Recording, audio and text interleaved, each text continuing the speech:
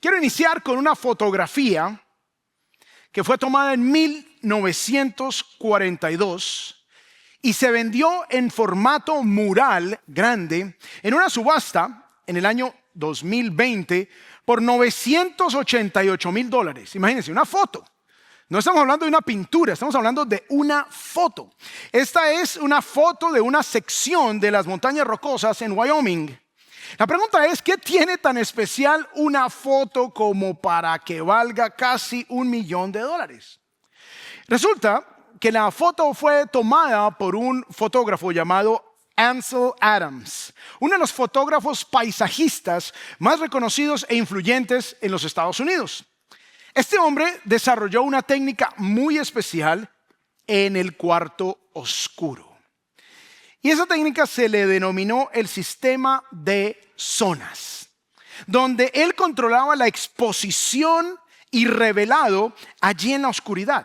Él buscaba conservar el detalle tanto en las sombras profundas de la imagen como en las zonas iluminadas para lograr un contraste increíble. Así que este proceso que él desarrolló por zonas, cuidadosamente trabajado allí, meticulosamente detallado para resaltar la exposición del contraste, las sombras y la luz. Y ese proceso buscaba que la fotografía lograra su belleza completa y final. Así que la magnificencia de las fotografías de Ansel Adams se lograba en el cuarto oscuro. Ahora, esta historia ilustra lo que pasa en nuestras vidas. A veces pasamos por momentos que se sienten como que estamos en un cuarto oscuro. No entendemos la espera, no entendemos el dolor, no entendemos la puerta cerrada, no entendemos la soledad, no entendemos el silencio. Pero es en esos momentos de cuarto oscuro donde Dios está trabajando en nuestras vidas de manera especial. Y lo que hoy parece solo tinieblas es lo que permitirá que mañana la gracia de Dios brille en nosotros de una manera tan increíble que los demás se asombrarán al ver nuestras vidas, tanto como la gente se asombraba de las fotografías de Ansel Adams y estaban dispuestos a pagar hasta $1 millón por ellos.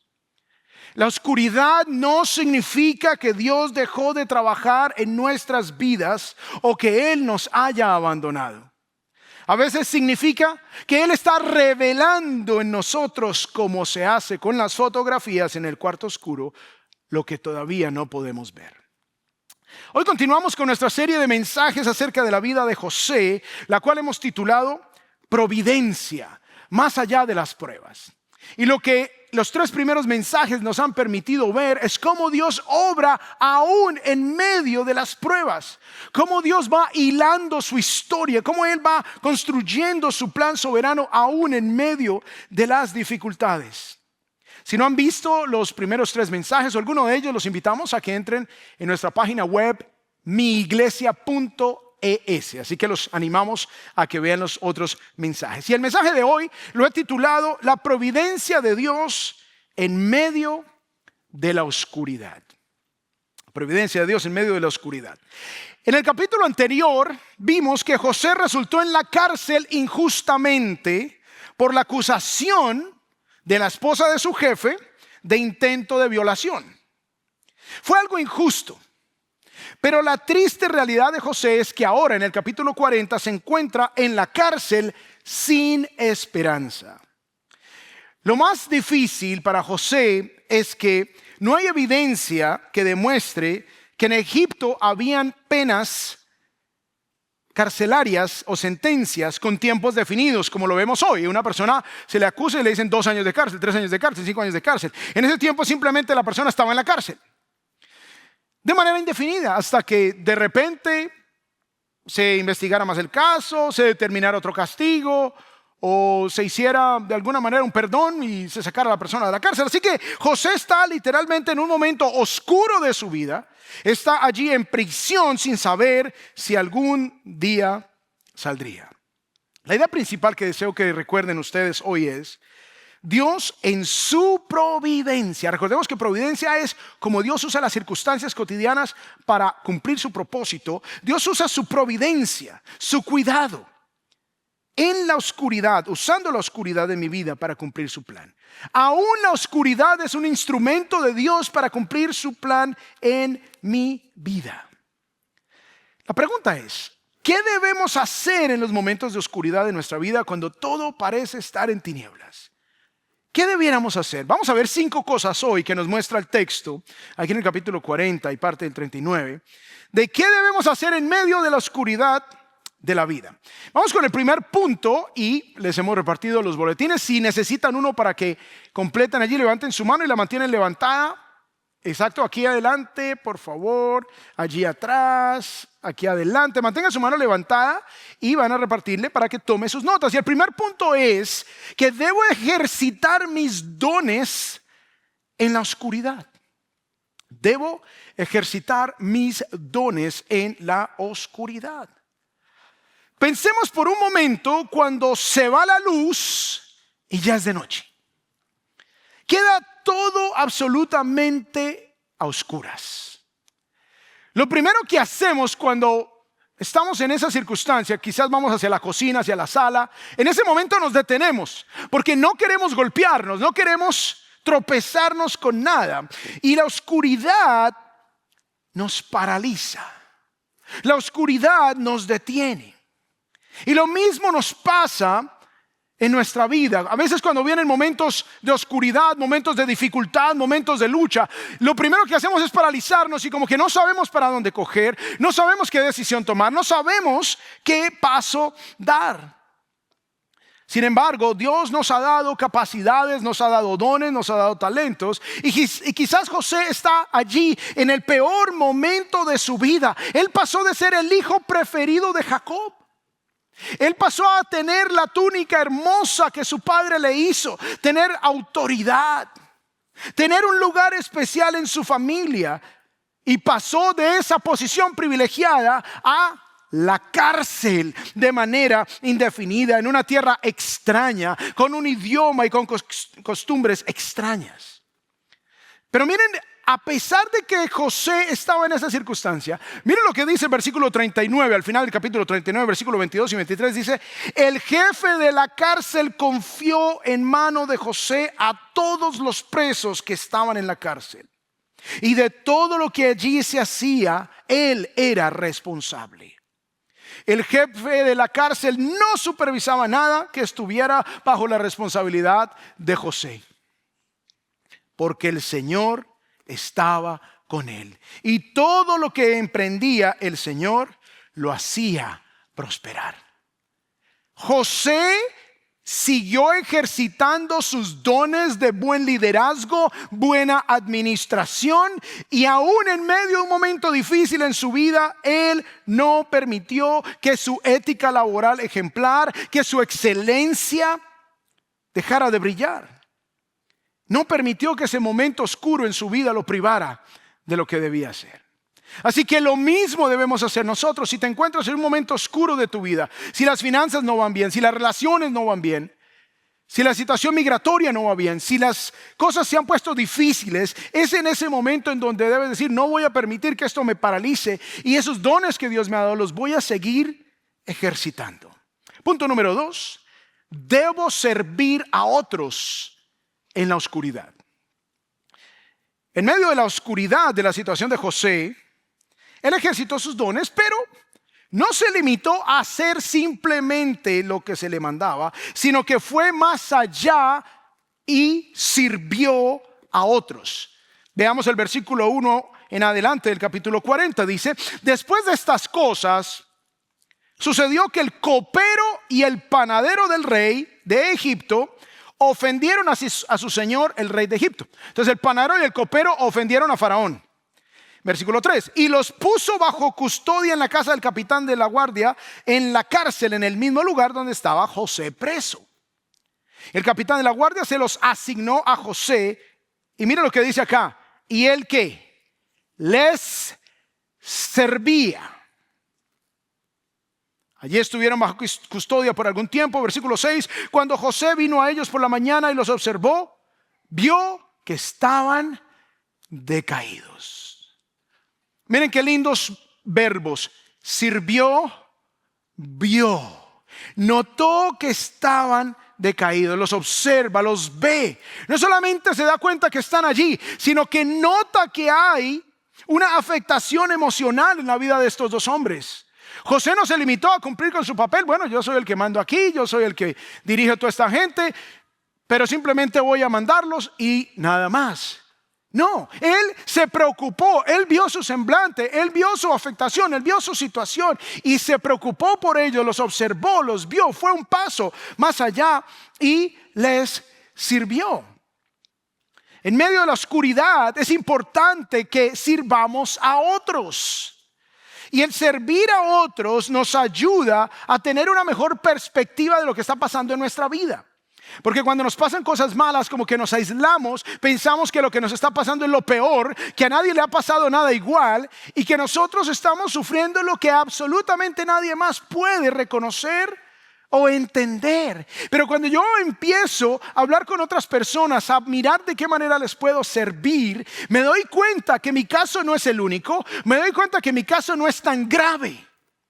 Y por eso los grupos de apoyo funcionan. Por eso grupos de apoyo como por ejemplo Alcohólicos Anónimos funciona.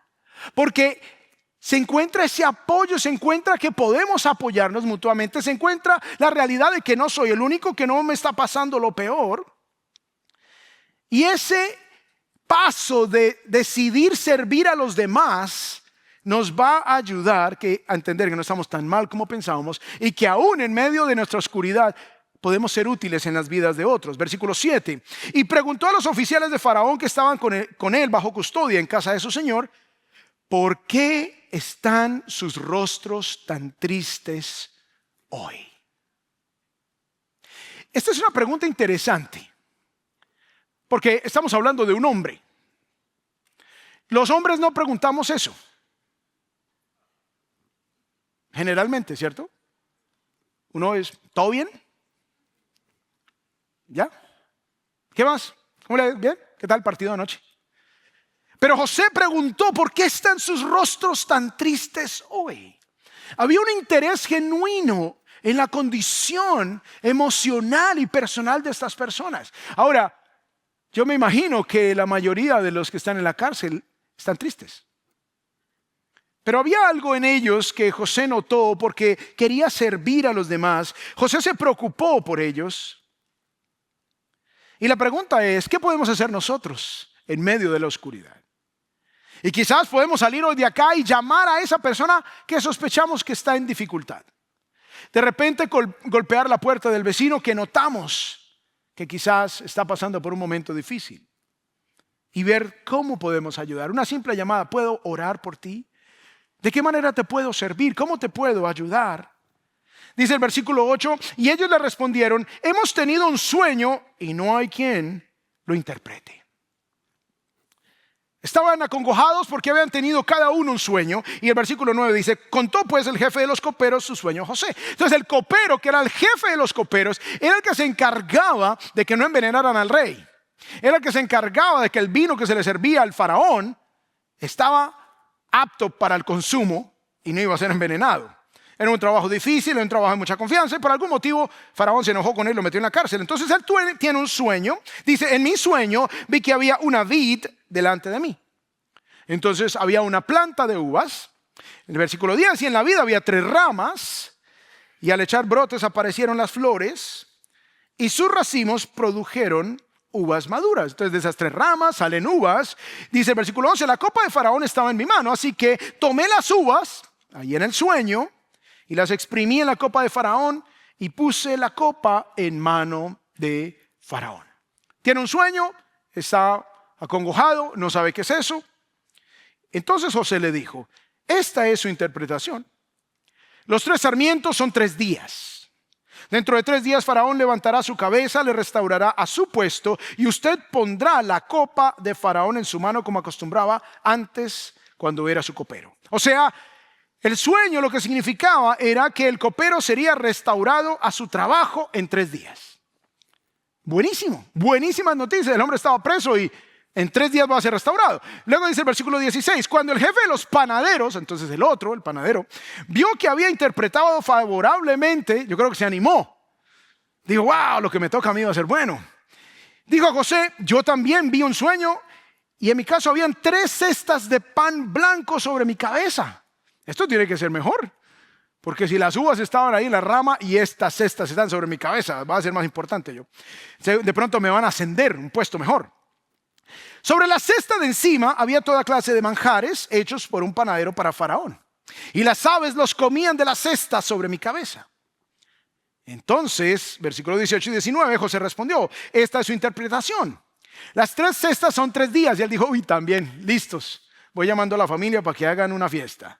Dentro de 3 días, Faraón le quitará la cabeza. Hasta ahí llegó la dicha. Dentro de 3 días, Faraón le quitará la cabeza de sobre usted, le colgará en un árbol y las aves comerán carne de su cuerpo. Wow, esta era una pesadilla. José sirvió con misericordia, con compasión, preocupándose por los demás, pero José también sirvió con fidelidad a la verdad. Y a veces puede entrar la tentación de echar un cuento, decir mentiras, porque qué pesar, qué pena. Yo mejor le digo mentiras. En 3 días te va a pasar lo mismo, Faraón. Ya cuando se dé cuenta ya no tiene cabeza, ¿de qué importa? Pero él fue fiel a la verdad, no conforme a su conveniencia. ¿Qué tal que el hombre se hubiese molestado, lo hubiese atacado? Pero él fue fiel y le sirvió con fidelidad. Versículo 20, sucedió que al 3er día, que era el día de los cumpleaños del faraón, este hizo un banquete para todos sus siervos y levantó la cabeza al jefe de los coperos y la cabeza al jefe de los panaderos. Esta es una expresión, levantar la cabeza es restaurarlos. Es una expresión al invitarlos al banquete en medio de sus siervos. Los restaura, los saca a la cárcel y restauró al jefe de los coperos a su cargo de copero. Y este puso la copa en manos de Faraón, pero ahorcó al jefe de los panaderos tal como les había interpretado José. José sirvió a los demás de la manera como Dios lo habilitó para hacerlo. ¿Y cómo lo habilitó? Dándole esa capacidad de poderle interpretar esos sueños en ese momento de la historia, en esa circunstancia específica. Y quiero hacer una advertencia, la hice en el primer mensaje, pero aquí quiero ampliar un poquito más. Cada vez que vemos que Dios habla por medio de sueños en la Biblia, es importante entender que eso es un episodio extraordinario. No es que Dios le estaba interpretando los sueños a todo el mundo, que ya tenían un manual de sueños, que los hay. Hay manuales de sueño. Ay, si sueña con eso, uy, le va a llegar plata. Si sueña con aquello, uy, le va a llegar pero la migra. Entonces, hay manuales, como quien dice, cada cosa tiene su significado y todo eso, es puro cuento. Entonces, cada vez que la Biblia menciona que Dios revela un sueño o habla algo a través de un sueño o da la revelación, es para revelar, proteger o dirigir su obra de salvación. Para revelar, proteger o dirigir su obra de salvación. En el Antiguo Testamento vemos que cada vez que Dios habla a través de un sueño es precisamente para eso. Proteger el plan de Dios, afirmarlo, dirigirlo, protegerlo en lo que tiene que ver con la obra redentora. Lo mismo en el Nuevo Testamento. No era que todo el mundo tenía sueños todos los días y que todo el mundo tenía mensajes de Dios, no. Eran en momentos específicos. No nos manda la Biblia nunca a buscar la dirección para nosotros a diario en los sueños ni en las profecías de nadie. Eso es una manipulación moderna. Es un gravísimo error.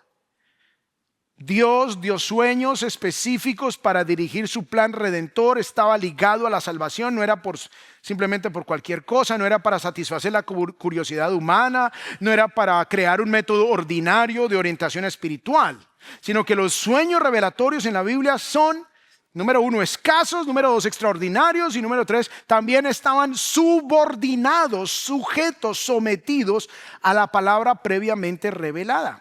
Esos sueños nunca fueron de iniciativa humana, no eran producto de una técnica, no había un manual. Dios siempre toma la iniciativa, Dios siempre da el contenido. Cuando es simbólico, Dios da la interpretación y siempre tenía que ver con su plan de redención. Esto nos ayuda a entender el por qué hoy no tenemos esos mensajes, porque la palabra revelada y su plan de redención está completamente dado en los 27 libros del Nuevo Testamento y los 39 libros del Antiguo Testamento. Tenemos la revelación completa en estos 66 libros. Así que, de nuevo les reitero, si sueñan algo, eso puede ser fruto de tus temores, tus ansiedades, tus luchas, tus deseos, tu indigestión, comes muchos tacos, lo que sea.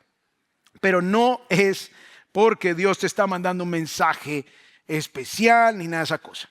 Bien, recordemos la idea principal. Dios en su providencia usa la oscuridad de mi vida para cumplir su plan. Ahora, ¿no es maravilloso pensar, wow, yo ya no tengo que estar buscando mensajes raros, crípticos, curiosidades del más allá, sino que tengo la palabra de Dios, es segura? Yo ya puedo rechazar todo tipo de mensajes adicionales. Eso es maravilloso porque ya no voy a ser engañado. Pero así empiezan las sectas, ¿no? Te sale un líder diciendo, Dios me dio un sueño y aquí tengo un mensaje. Nadie más lo tiene, solo yo. Eso ya es sospechoso. Así que eso es maravilloso. El saber que tenemos la palabra completa y allí está la fuente de toda verdad. Punto número 3. ¿Qué más podemos hacer aparte de ejercitar nuestros dones, de servir a los demás? Número 3, debo testificar, esa es la palabra clave, testificar de Dios en la oscuridad. Entonces, si estás en un momento oscuro de tu vida, ejercita los dones. Eres buena para hacer galletas, sigue haciendo galletas, no te detengas. Eres bueno para construir, sigue construyendo. Eres bueno para animar a otros, sigue animando. Y sirve a los demás. Involúcrate en la vida de otros. Y número 3, testifica de Dios. Lo que pasa muchas veces en medio de la oscuridad es que decimos, Dios se olvidó de mí. Yo estoy pasando por estas y Dios se olvidó completamente de mí. Pero la realidad es que somos nosotros los que nos olvidamos de Él y nos excusamos en la idea de que Él se olvidó de nosotros. José le dijo algo muy importante al copero y al panadero cuando ellos le dijeron al principio, hemos tenido unos sueños y no sabemos quién los interprete. Miren lo que les dijo allí en el versículo 8, que lo guardé para este momento. Dice aquí en la segunda parte, entonces les dijo José, ¿no pertenecen a Dios las interpretaciones? Les ruego que me lo cuenten. José le está hablando a dos hombres acostumbrados a un sinnúmero de dioses, a una larga lista de dioses. Recordemos que cuando Dios saca a Israel de Egipto, cada plaga es un golpe contundente contra un grupo de deidades o contra una deidad específica. Cuando convierte el agua en sangre en el río Nilo, pues el Nilo era adorado. Y los dioses asociados con el río Nilo reciben un golpe. Los sapos también era el dios o la diosa representada por un sapo. Y así sucesivamente, cada uno de esos dioses, aún hasta el faraón y su hijo, que es la última plaga, era un golpe de Dios para quitar del corazón de Israel cualquier afecto o cualquier inclinación a algún dios egipcio. Y aquí José le está hablando a gente acostumbrada a múltiples dioses. Y José le dice, no pertenecen a Dios, Elohim, que es la palabra hebrea. Para Dios, el Dios de la Biblia, no le corresponden al Dios de los hebreos, al Dios de la Biblia, las interpretaciones. Él está declarando más allá que una frase casual. Él está diciendo, es el Dios único y verdadero a quien le pertenece el conocimiento de los secretos más recónditos que hay. Él es el único que conoce todas las cosas.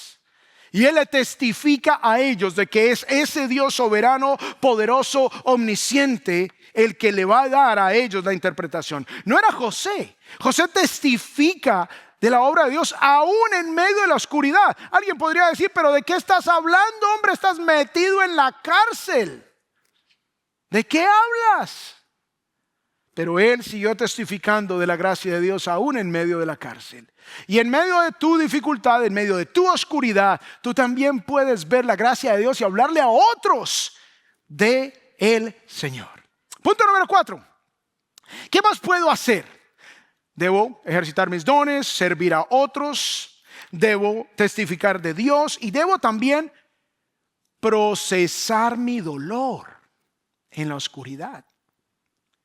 Uno de los grandes problemas que tenemos los seres humanos es que no procesamos el dolor.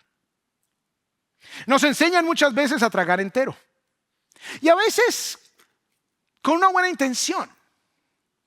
En mi caso, por una parte, mi papá, no vaya a llorar, no chille, es para las niñas. Por el otro lado, mi madre cuidándome, no llore, tranquilo, no llore. Entonces, por un lado, no llore porque es para las niñas, por el otro, no llore porque no quiero que sufras. Y aprende uno a no procesar las cosas. Y va uno por la vida y recibe golpes, y recibe traiciones, y recibe situaciones, y se entristece, y hay luchas, y no las expresa, no las procesa. Pero somos como una olla express. La presión tiene que salir por alguna parte.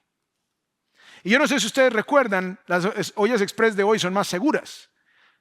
Pero de pronto ustedes recuerdan, algunas de ustedes, quizás damas, tenían aún de esas ollas antiguas. Y a veces la tapa se explotaba. Y resultaban todos los vegetales en el techo de la cocina. O alguien peor se resultaba quemando. Porque la presión se va acumulando. Y la presión tiene que salir por alguna parte. Y cuando no procesamos el dolor, cuando no procesamos lo que nos está pasando, empieza a salir esa presión por alguna parte y a veces ni siquiera nos damos cuenta. Y a veces empiezan a afectarse nuestras relaciones personales. No sabemos por qué reaccionamos de esa manera. No sabemos por qué nos molesta tanto cosas tan insignificantes. No sabemos por qué estamos reaccionando de ciertas maneras, y es porque no hemos procesado el dolor, no hemos procesado el trauma, no hemos procesado las dificultades. Miren lo que dice José al copero cuando le interpreta el sueño. Versículo 14. Solo le pido que se acuerde de mí cuando le vaya bien. Y le ruego que me haga el favor de hacer mención de mí a Faraón. Buscó ayuda. José buscó ayuda. Acuérdese de mí. Háblele al Faraón y me saque de esta casa. Versículo 15. Porque la verdad es que yo fui secuestrado de la tierra de los hebreos. Y aún aquí no he hecho nada para que me pusieran en el calabozo. Son dos versículos sencillos, pero revelan muchas cosas. Hay varios elementos que nos muestran que José procesó su dolor en medio de la oscuridad en ese periodo de su vida. Él busca ayuda, se mantiene sirviendo a otros, identificó con claridad lo que le había sucedido. Él dijo, yo fui secuestrado de la tierra de los hebreos. Él reconoce la injusticia de sus hermanos, no minimiza la traición de sus hermanos, no minimiza la injusticia de Potifar. Y a veces nosotros lo que hacemos, como quizás para sobrevivir, es que minimizamos el dolor, minimizamos lo que sucedió, y uno empieza a decir, no, eso no pasó nada. No, sí pasó. Si alguien te ofende y viene a decirte, oye, discúlpame por lo que hice, perdóname, no digamos, no pasó nada, estás muerto de la ira, sí pasó. Procésalo, reconócelo, me dio rabia, hasta pensé tirarte la olla express encima. Reconócelo, no minimices. Él no minimizó, me secuestraron, aquí mis hermanos me vendieron como esclavo, me lanzaron aquí, estoy injustamente. También vemos que él no describe su situación de manera vengativa ni con amargura. Aquí no dice esa vieja loca de la mujer de mi jefe. Ella era la que me quería violar y miren, yo aquí terminé en la cárcel. No se ve ninguna amargura, no se ve ninguna sed de venganza. El hombre había procesado, había reconocido lo que había pasado y mantuvo a Dios en el centro de todas las cosas, reconociendo que Dios seguía obrando aún en medio de su oscuridad. Así que, ¿qué podemos hacer en medio de la oscuridad? Procesar el dolor, y si necesitas hablar con alguien, busca ayuda. Aquí estamos para servirte. Si necesitas ayuda profesional, te lo diremos. Porque nosotros no somos profesionales para ayudarte en todas las áreas de tu vida. Hay traumas que requieren trabajo profesional adicional, pero sí conocemos la palabra del Señor, que te puede ayudar muchísimo para trabajar en varias áreas de tu vida. Así que procesar el dolor no es negar que la herida fue injusta, sino que es llevar la verdad de esa herida delante de Dios, es seguir sirviendo con fidelidad y es esperar que Él escriba el capítulo que todavía no podemos ver. Y por último, ¿qué más podemos hacer? Número 5, debo confiar en el tiempo de Dios en la oscuridad. Y esto es quizás una de las cosas más difíciles, y la palabra clave aquí es confiar.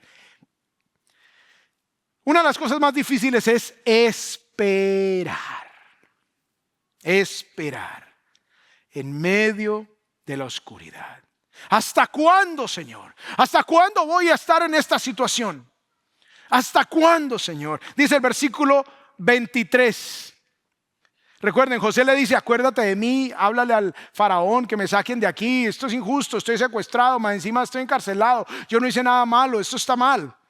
Dice el versículo 23, pero el jefe de los coperos no se acordó de José, sino que se olvidó de él. ¿Les ha pasado que se olviden de ustedes? Uno hace un favor, uno sirve con cariño, no te olvides de mí. Ni más. Y hay momentos en la oscuridad donde se siente muy solo. Hay momentos en la oscuridad de las dificultades de la vida donde ni siquiera las personas en las que quizás confiamos que nos van a ayudar más, aún ellos se olvidan de nosotros. Desde que José interpretó el sueño al copero y al panadero hasta que él salió de la cárcel pasaron 2 años. O sea que por 2 años el copero se olvidó de José. José tenía 17 años cuando llegó a Egipto y tenía 30 años cuando salió de la cárcel. O sea, hubo un periodo de 13 años entre la esclavitud y la cárcel y 2 años completamente olvidado por el copero a quien él había servido. Lo que no sabemos es cuánto llevaba José sirviendo en la casa de Potifar antes de que fuera llevado a la cárcel. No lo sabemos. No sabemos cuánto tiempo estuvo José en la cárcel antes de que llegara el copero y el panadero. No sabemos cuánto tiempo estuvo el copero y el panadero en la cárcel antes de que Dios le diera sus sueños. Pero sí sabemos que mínimo 2 años de cárcel más lo que ya llevaba allí olvidado. Pero aún así, José, aunque no había entendido todo el propósito de Dios, y aunque el copero se olvidara de él por otros 2 años, José no permitió que el abandono, el olvido, la espera, la injusticia definieran su identidad ni detuvieran su obediencia. Él siguió obediente al Señor, él siguió buscando de Dios. Y lo mismo nos invita el texto a que nosotros hagamos. Debemos confiar en el tiempo de Dios en la oscuridad. No ver la mano de Dios nunca significa la ausencia de Dios, se los repito. No ver la mano de Dios nunca significa la ausencia de Dios. ¡Ánimo! Dios está obrando. Así como el famoso fotógrafo Ansel Adams hacía su obra maestra en el cuarto oscuro, Dios también forma en nosotros su maravilloso plan en medio de la oscuridad de la vida. Dios no desperdicia las sombras en sus manos. Aún las zonas más oscuras de nuestra historia pueden servir para revelar la belleza de su propósito para nuestras vidas. Y estas 5 cosas que vimos hoy nos ayudarán en medio de la oscuridad y también nos dejarán listos para que cuando llegue el momento de Dios para sacarnos de la oscuridad, entonces su presencia brille con resplandor en nuestras vidas. Recordemos la idea principal: Dios en su providencia usa la oscuridad en mi vida para cumplir su plan. Vamos a orar.